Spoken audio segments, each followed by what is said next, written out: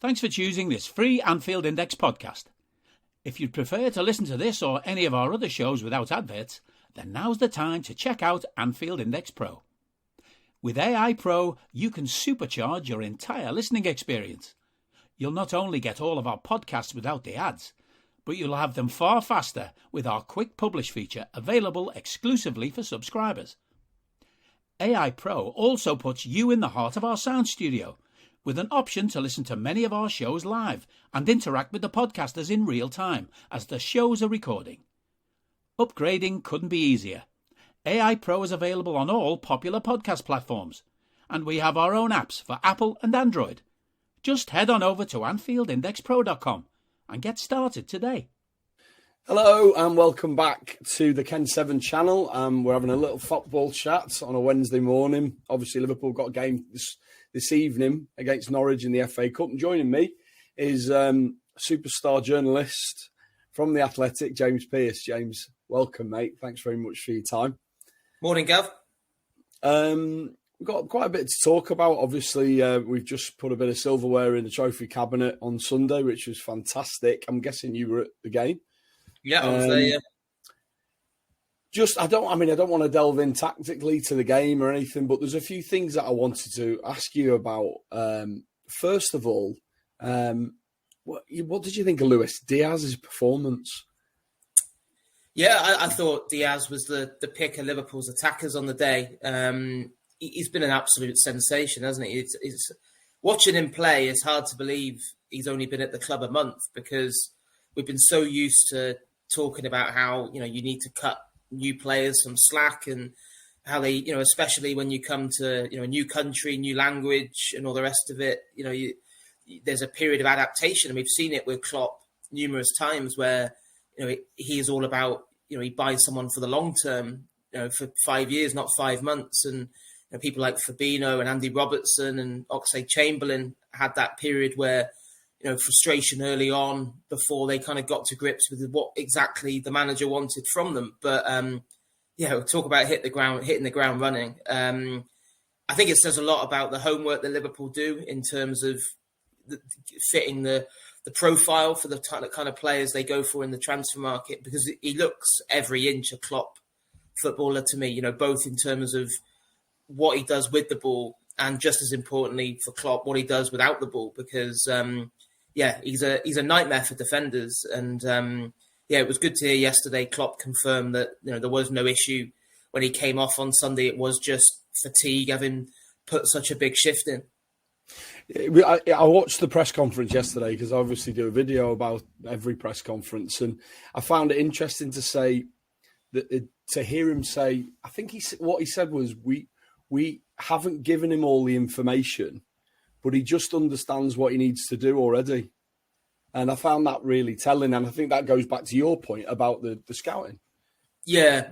I think that is interesting in terms of, I think the feeling has been from Klopp and the staff, don't overcomplicate things, don't overburden him with tactical information. And, we want you to do, when you're in this position, you have to do this and you have to do that and you have to look for that pass. And because as much as there is a structure and a tactical plan at Liverpool, especially for the attacking front three, Klopp wants spontaneity. He wants players to kind of do what they feel is right and take that option and that decision making in that particular moment. And I think certainly that approach has worked well so far in terms of the impact that Diaz is having. I think he's just a player that gets people off their seats, isn't he? He's exciting to watch. Every time he gets the ball, you feel like something is going to happen. He's quick, he's direct, he's positive.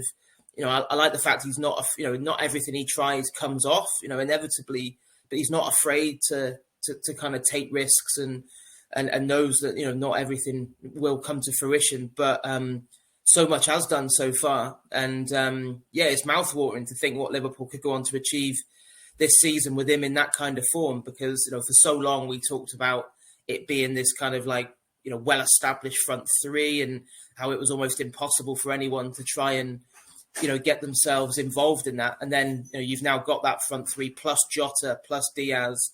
What a five that is. And then you've got Minamino and Origi on top of that. I mean, I was going to come on to a bit of this later, but I'll ask you now. Actually, it kind of, I suppose, the pessimist in me kind of makes me wonder whether we should enjoy the 5 of them being in the squad now, because we might not have the 5 of them in the summer. Because I almost feel like we've brought Diaz in early. We would have always waited for someone to leave. Have you got any information on that at all for the summer? Yeah, I think certainly at the minute it's too soon to say what will happen in the summer. I think you're right. I'd be surprised if all 5 were still there come the start of next season. I hope they are, but it wouldn't.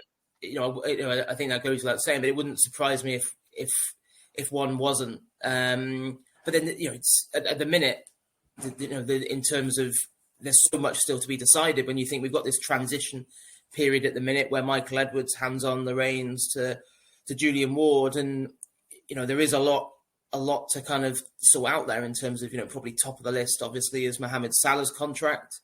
That's still to be decided. And I think what happens with him then has a knock-on effect in terms of Mane and Firmino as well to a degree. So yeah, I think it's. I know what you mean. The fact that Diaz was always a summer target for Liverpool, and then it was 2 reasons really why that was fast tracked. One was that they suddenly became aware of the fact that Tottenham were very close to sorting out a deal for him, and then also the fact that Porto's financial woes meant that they were willing to take less than what they had initially been demanding at the start of January. So those 2 things came together to make Liverpool move fast to get that deal done. So yeah, I think Klopp, it was a comment from Klopp, wasn't there, a few weeks ago, where he said we can't just ignore kind of other players' contract situations, and we have to keep planning for the future to keep this team up there competing for the biggest prizes. Because I think for me that was a reference to, well, we still don't really know what's going to happen with Salah and with Mane, and like I said, to a lesser degree probably Firmino, because I don't think you could have a situation where all 3 of those players start next season at Liverpool all in the last year of their contract, and you're almost accepting that you're going to lose all 3 of those for nothing in the summer of 2023, because I just don't think that makes smart business sense. Just going back to the game, it is funny that I was quite surprised, although, I mean, don't get me wrong, I didn't think that he played badly or unreal. He had a great game. I was quite surprised that Van Dijk won man of the match, because of Diaz's performance was so electric. Oh, you won't have seen this. So I couldn't get a ticket to the final. You won't have heard Gary Neville talking about Diaz. And it was amazing to hear someone who's so closely connected with Man United, and obviously he's very biased, just waxing lyrical about our new player, and that just talking him up, saying, every time he did something, he'd chip in again. He'd say something like, yeah, Liverpool look like they found another one here. There was that sort of thing, and that was brilliant. Yeah, hey? I said that would have hurt him having to say that. Completely, but it was brilliant to listen to.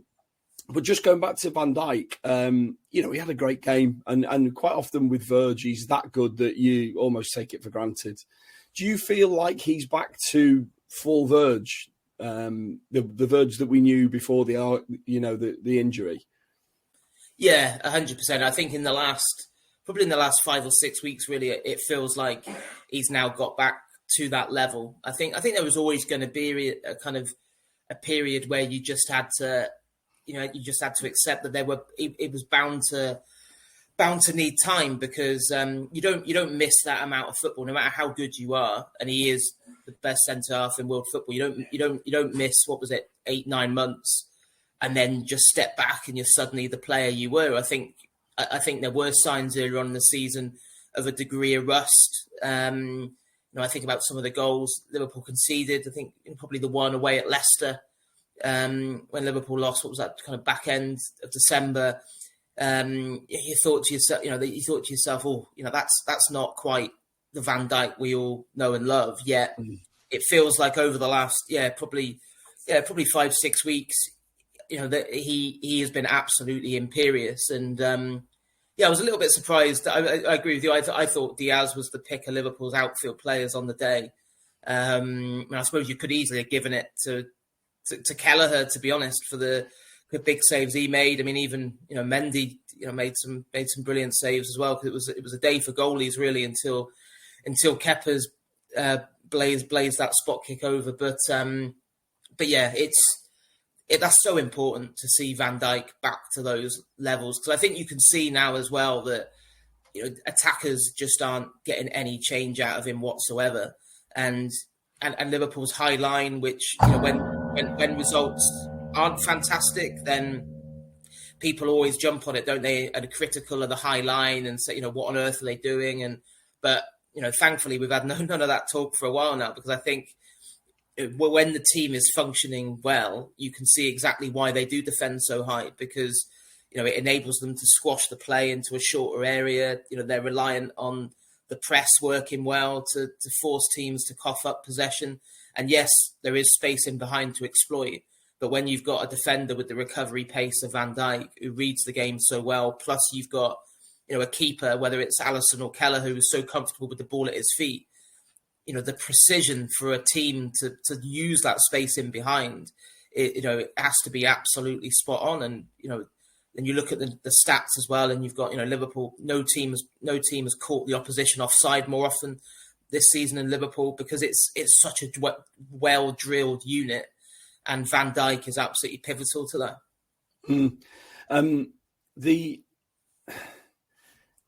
Try and explain to people, for people who weren't in the stadium, try and convey to people, obviously a journalist, so you're good with work, good wordsmith, try to convey to people what the atmosphere was like.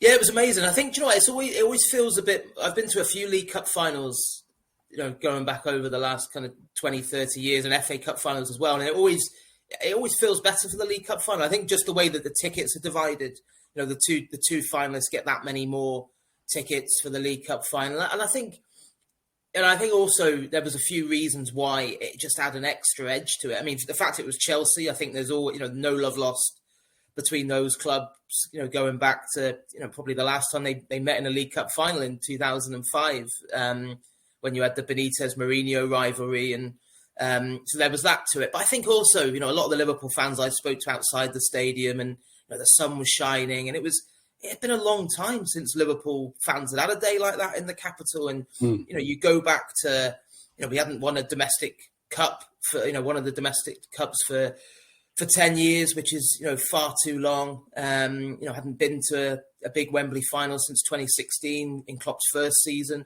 And then when you throw into the mix the fact that, winning the Premier League 2 years ago, and then because of the pandemic, being cruelly denied those kind of real special memories of, the stadium being absolutely rammed and bouncing when that title was won, when the trophy lift happened, no parade around the city. Mm-hmm. So I think, Liverpool fans and the players and the staff missed out on a hell of a lot. And then, obviously last season you had the wheels coming off with the serious injuries, people used to say to me last season, "Oh, you're so lucky you can still go to the games." And I felt quite ungrateful to say it, but I used to say to them, "Do you know what? I don't feel particularly lucky, because it's pretty rubbish, to be honest." I'm like, when you're sat watching football in an empty stadium, it just wasn't an enjoyable experience. It felt like you were watching training exercises half the time. And I don't think that sometimes came across with, obviously, the fake crowd noise that was pumped onto TV screens around the world. And it was, anyway, and people pounced on it as an excuse, didn't they? And said, well, it's the same for everyone.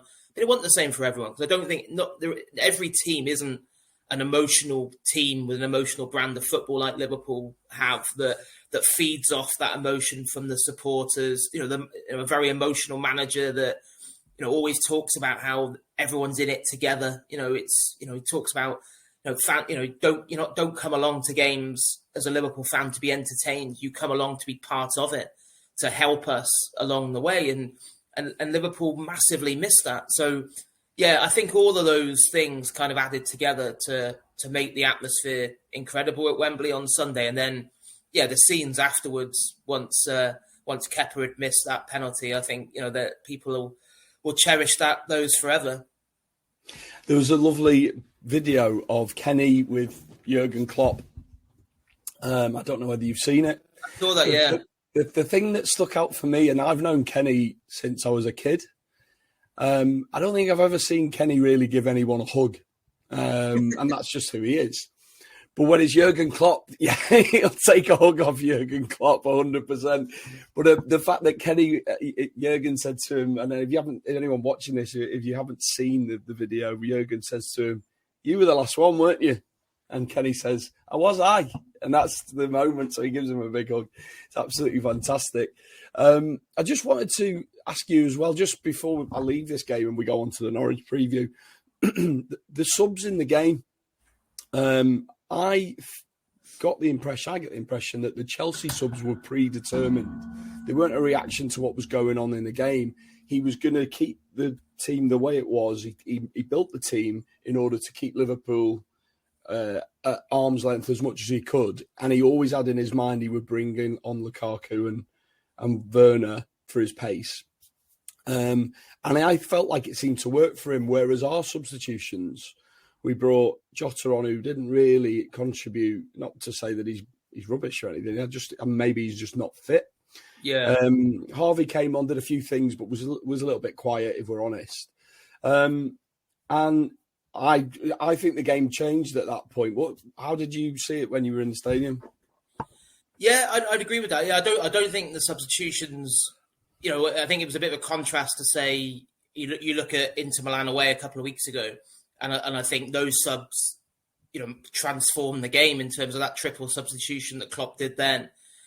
Massively improved Liverpool and helped them go on and win the game. I think Sunday was different. I think they didn't improve Liverpool. I think it actually became a lot more disjointed after those, and it just became so stretched, didn't it, at the game? And I think maybe fatigue and all, in the other areas of players who hadn't, been introduced, maybe that was a part as well. But it was, that game could have been anything, couldn't it? It's, and because it's it's a major final, I don't think there's much, I'm sure Klopp hasn't wasted too much time since Sunday dwelling on the tactical deficiencies of that game. But, it could have been 3-3, it could have been 3-1 either way with the chances there were. When you think about, that Mendy save from Sadio Mane first half was one of the best saves you'll see. It was like, then you think, the Kelleher one from what was it, Pulisic early on, the one from Lukaku right at the death, the disallowed goals. I thought,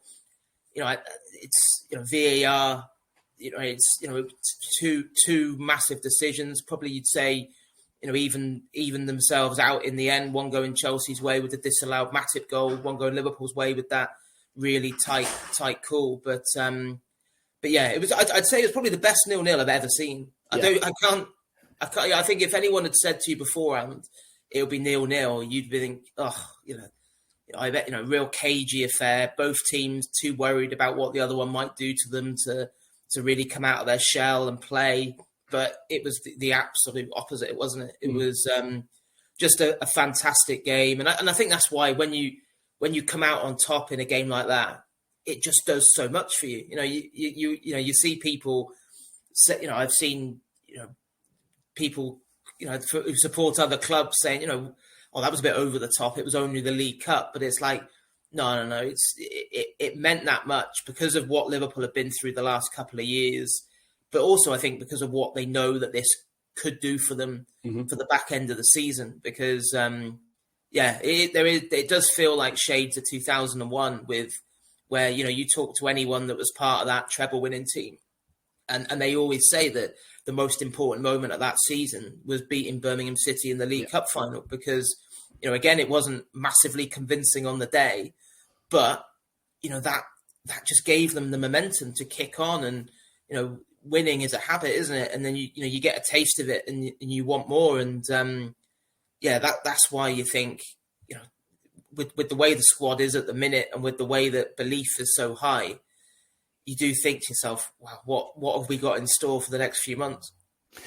This is the last thing on the final. I wanted to know what you were aware of on the TV. Sky did it was like a full rundown on Kepa's different stages of getting ready. So on the TV we knew Kepa was coming on. Like at first there was a bit of disbelief from the commentators, but you eventually thought, hang on, he's just put his gloves on. He's definitely coming on for the substitution. We couldn't believe it. Were you aware of any of that in the stadium? And what did you think? To be honest, I was sat next to our Chelsea reporter Liam, and he said early on in extra time that if this goes to penalties, he will bring Kepa on. I think it was well anticipated. Obviously, he'd done it before and it had worked out previously. I think it's easy in hindsight to be critical of Tuchel. I think one thing I would say, which I said to Liam at the time, which I thought was odd, was that and I know that the stats back up the fact that Kepa previously has been a decent penalty taker, but I just think Mendy was having such a good game. Yeah, that was why for me it just seemed a bit bizarre, because I think. Especially when he's pulled off that save from Mane first half, Mendy, and you're thinking, I think just if you're a Liverpool player stepping up to take a penalty against a goalie that's been absolutely unbelievable for 120 minutes, psychologically, you're not thinking, I'm going to have to hit it that bit harder, be that bit more precise with this spot kick to beat this guy, compared to someone who, yes, might have a decent penalty record, but he's coming in absolutely cold for that shootout. And yeah, so it backfired, didn't it? It was there's an aura around Mendy, a bit like when keepers are in the pomp. You would. There was certainly a time when you played against De Gea. I'm sure strikers felt like they'd have to hit the perfect shot in the perfect position. I'm sure that happened with Schmeichel. I'm sure it happens with Alisson, and I'm sure it happens with Mendy. The few times we've played them this season, I felt, Christ, how are we going to get something past this goalkeeper? He's been fantastic. Bearing in mind as well, he's just won the African Cup of Nations in a penalty shootout, and I think he made a couple of saves. It just seemed very, very strange that was predetermined and agreed upon, and they thought that was the best course of action. But like you say, with hindsight, it is what it is. Let's. I'm conscious that I'm keeping you a bit longer than I said, so let's move on to the Norwich game. How do you think our lads recover from what's just happened on Sunday and then go again? I'm going to have a little chat with you about the team selection. I've got a little team selection, which I think it could be. But, just in general, do you think this is going to be possibly a game too far, or do you think they'll be fine? No, I think it will be a very different looking starting lineup to Sunday, because I think Klopp has got so much belief in the depth of talent at his disposal, and probably winning the League Cup underlines that, the fact that 33 different players were involved in terms of game time from when that journey started at Carrow Road to lifting the trophy at Wembley. So no, I don't see it being a game too far. I think it's. I think also you look at it from Norwich. Norwich have obviously got bigger fish to fry themselves at the minute than the FA Cup. With they're scrambling to try and get themselves out of big trouble at the bottom end of the Premier League, and so it'd be interesting to see what kind of team Dean Smith plays. But no, I think when I spoke to a couple of the players since Sunday, and the mood was very much like, do you know what, we love Sunday, but it's gone now. Right. This isn't like a group of kind of heady teenagers who have never won anything before, and suddenly just think, well, that's it. The successful season, we've ticked that box. That these are serial winners. Most of this squad, won, if they didn't win the Champions League, they certainly won the Premier League the year after, and they've been part of big successes. And yeah, they, I think, from what I was told, there was we all saw the scenes in the dressing room afterwards, the singing and the dancing and the jubilation and the ecstasy and all the rest of it. And then once they got on that coach that took them from Wembley to Luton Airport, and then from Luton Airport flying back to Liverpool very late on Sunday night because they were held up by the drugs testing and the traffic and all the rest of it. There was no party on the plane or something. It all seemed very calm and quiet, to be honest. And they all went their separate ways when they got back to Liverpool. So it's not like there was some massive party and then it's back to it and all the rest of it. I just, Monday was a recovery day. Tuesday afternoon, they were training again. So I haven't got any concerns about kind of, after the Lord Mayor's show or anything like that tonight. Did you see that yesterday when one of the journalists said to Jurgen after the Lord Mayor's show, and he was like, "What?" Yeah. They obviously, that doesn't translate into German, that one. Like I said, I've had a little go at the team. I'm probably way off, but I just wonder what you thought about this. I'm starting in goal. Would you think that Alisson will come back in, or do you think he'll keep Queeve? No, I think Alisson will play tonight. I think the fact that obviously Kelleher, after the absolute drama and heroics of the weekend, just no need to push him into there again. So I think Alisson, I fully expected him to start in goal tonight. Yeah, you can see that graphic, I'm guessing. Yes, I can. Yeah. I don't think that'll be far off. I mean, I suppose you could argue, whether it will be Matip or Konate is probably a bit of a coin toss. You're right. Van Dijk. Van Dijk is almost back to that kind of, as we talked about earlier with Van Dijk. He's just such a machine. Do you just keep on playing him because he almost feels like he's back into that cruising through games. But yeah, I agree with you. I'd give Van Dijk a breather tonight. Joe Gomez definitely could do with the minutes. Mm-hmm. I think Tsimikas at left back is a bit of a no-brainer. Give him that game time. Trent, I suppose, do you possibly give, you could even play Gomez at right back, couldn't you? And then play Konate and Matip if you wanted to. Or you could play Milner at right back, I suppose. Yeah. So the beauty of it, he does have, plenty of options there, and even looking at that front line, Jota's an interesting one, isn't he? Because I agree with what you said before. He definitely didn't look fully fit when he came on Sunday. I think if that had been just a normal Premier League game, I don't think Jota would have featured whatsoever. I think it was a real race to get back for a major final and try and play a short cameo. So you think, does he need, is he almost better off being held back for the weekend, or has the extra couple of days helped him get back to where he was at? Minamino, that one makes sense for me. The Ox one is, I have some sympathy for Ox, because when the lads were away at AFCON, Ox played, scored 2 goals back to back, and then we've not seen him since. It was literally the next game. He scored 2 goals, next game not played, and he's really not featured. And I think if he doesn't play in this game, you're wondering where he's going to get a game. Yeah. No, I think that's a fair point. I think he really did step up and deliver, Oxlade-Chamberlain, at a time when people were predicting that it would be a real tough spell for Liverpool without 2 of their biggest hitters going forward. So I'd like to see him get a run out tonight, because as you said, it doesn't feel as if sometimes a player might have a few lean games and then drop out of the way, but it feels like he's almost dropped out without having really done anything wrong, so to speak. So I don't think that'll be too far off the lineup tonight, because can you see a Tyler Morton maybe playing?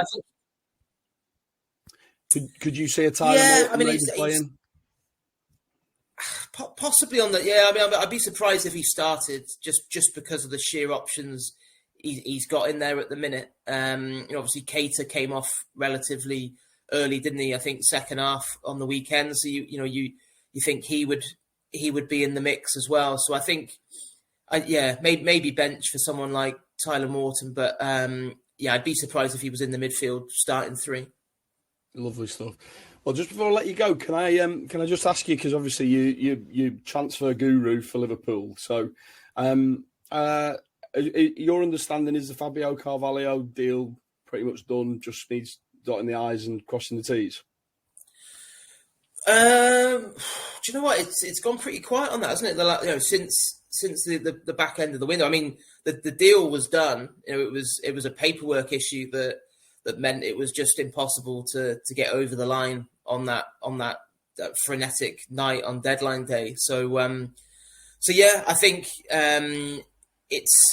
I don't think it's a case of it's just waiting to be announced. I think there is still some work to be done on that, because I think the concern was always that if you waited to the summer, overseas clubs can sign someone like Carvalho who's out of contract for next to nothing. I think you're talking about £500,000, maybe even less than that. So And that Liverpool, under the terms of the rules, they're not actually allowed to speak to Carvalho. I think it's the third Saturday in May. I think the rules state. Right. The only difference with that, obviously, is if they agree a fee in advance with Fulham, and then all parties are in agreement. So, I think what we do, Liverpool are still well and truly at the front of the queue for Carvalho. I don't think anything that's happened in the last month has changed their mind on him. But yeah, and at the minute, there's still some work to be done to get that over the line. It's people watching this won't be happy with what I'm about to say, but for me, if Carvalho comes in, and I saw the other day that they want James Milner to sign another 1-year deal. Personally, I don't think we will sign anyone in the summer unless someone leaves that we weren't expecting to leave. I think there'll be a bit more business than that. I think a lot depends on, there's a lot in that in tray for Julian Ward coming into that sporting director's role this summer. And as we talked about earlier, what happens with Mo Salah, what happens with Sadio Mane, what happens with Roberto Firmino, if none of them sign extensions, what do you do in terms of, do you keep 2 out the 3? Do you just look to offload one, and do you look to offload one of the ones that's going to get you a decent, financial return while he's still got a year left on his deal? Then you've got a situation where, midfield wise, you've got Oxlade-Chamberlain and Naby Keita both come into the last year of their deals this summer. So again, right. Similarly, you've got, those are big decisions. Similarly with the front three, you're going, well, with Keita and Oxlade-Chamberlain, you either give them a new deal this summer, which, I'd say would be a topic of debate, whether either of them, would you want to give them each of them another 3 or 4 years, or do you cash in, or do you accept that you're probably going to lose them for nothing the following year? And so if you were to lose one of those two, plus if Milner doesn't stay, then you're probably looking at having to strengthen further in that midfield department, whether Carvalho comes in or not. So I think there's a fair bit up in the air. I mean, with Milner, I think it goes without saying that Liverpool would are making an effort to keep him on board for another year, because he's such a valued member of the squad. Still doing a job on the pitch, but certainly off the pitch as well, is just absolutely immense in terms of what he does in the dressing room. I think the big thing with him will be, does he want to go somewhere and play more often? Because that's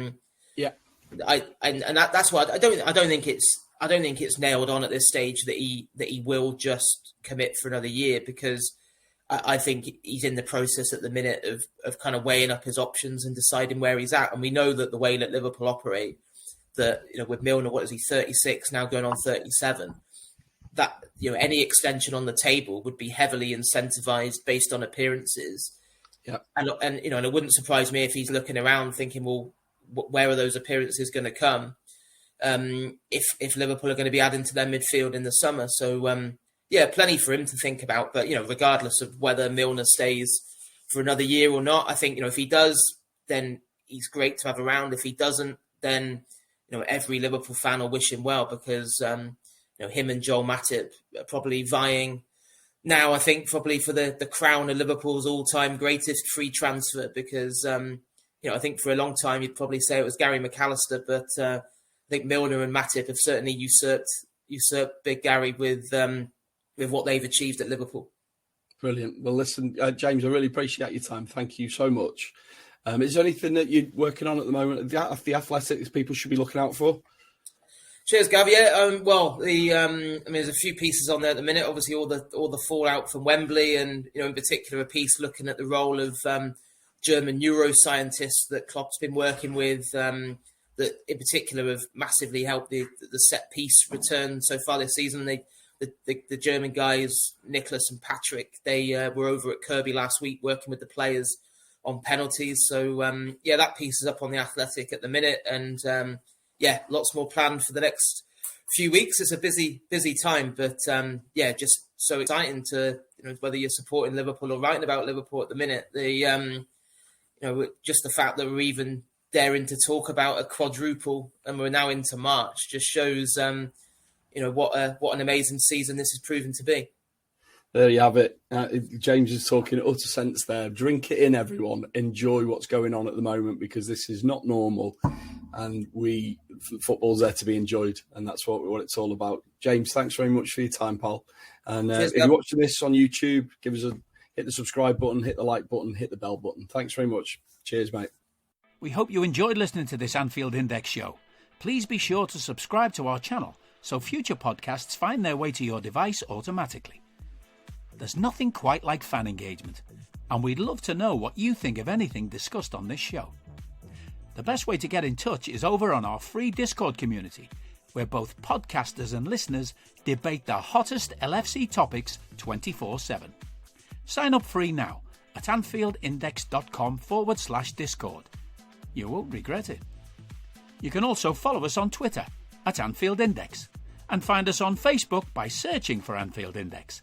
Oh, and before you go, we'd love it if you could leave us a 5-star review on your favourite podcast app. It only takes a couple of seconds, and it means the world to the people who create these free shows.